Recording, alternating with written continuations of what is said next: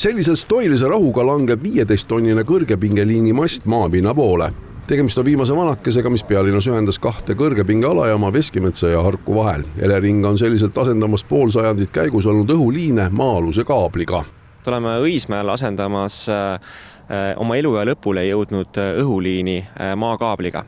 Ja see annab peaasjalikult täidab kahte suurt eesmärki. Esiteks parandab see eelkõige Mustamäe ja Haberstega laiemalt kogu Tallinna varustuskindlust ning teiseks vabaneb oluline osa maad õhuliini alt, mida siis saab linn ja selle elanikud võtta kasutusele teistel praktilistel eesmärkidel.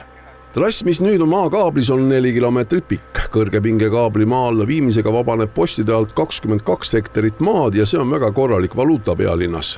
22 hektarit, see on umbes 30 jalgpalliväljaku suurune maa-ala ning nüüd on võimalik see kasutusele võtta siis teistel praktilistel eesmärkidel. Ja me säraselt neid investeeringuid vaatamegi, kui õhuliinid jõuavad oma elu ja lõpune ning selle 5-6 aastakümne jooksul, mis on selle õhuliini eluiga, on selle õhuliini vahetuse lähedus mastaapselt tekkinud tihe asustus, eelkõige suurlinnades Tallinnas ja Tartus, siis me oleme õhuliini elu ja lõpus neid ühendusi viinud maa alla. Ja tänaseks saame öelda, et tegelikult valdav osa Tallinna kõrgepingevõrgust on juba viidud maa alla.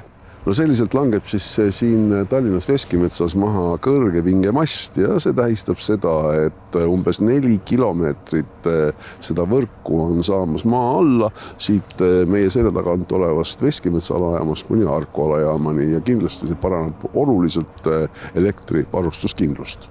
Kõrgepingevõrk on Eestis kokku üle 5000 kilomeetri ning paljuski just Venemaa võrgust lahti ühendamisel on seda juurde rajutud uutesse suundadesse. Tiheasustusaladele on see töö praktiliselt lõppemas. Kui meil Tallinnas on ikkagi 10, kui mitte 100 kilomeetrit kokku erinevaid maakaableid, õhuliine ja ühendusi, siis selline väike osa veel, mis on siis Ülemiste ja Lasnamäe piirkonnas on maa alla viimata ja seda sellel põhjusel, et ei ole mõistlik sellist investeeringut teha olukorras, kus sellel õhuliinil on jäänud veel 10-20 aastat eluiga.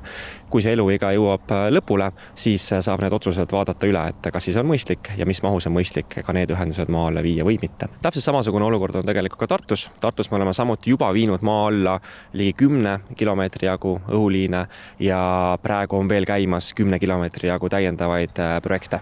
Antud masti saatus ei ole vanarauaks saamine. See konkreetne võetakse lahti ja jääb lattu hoiule, juhul kui peaks tekkima vajadus kuskil mõni välja vahetada.